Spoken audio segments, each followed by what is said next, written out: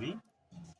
కోరికలు ఏదన్నా ఉన్నాయంటే తీరుతాయా తీరవా అన్నాం అనుకున్న వాళ్ళు ఇక్కడికి వచ్చేసి ఇలా 2 చేతులు ఇలా 2 బొట్టిన వేలు ఇలా పెట్టేసి మనసులో కోరుకొని స్వామివారిని ధ్యానించుకుంటా కూర్చుంటే ఇది అవుతూ ఉంటుంది స్వామివారి చూపు.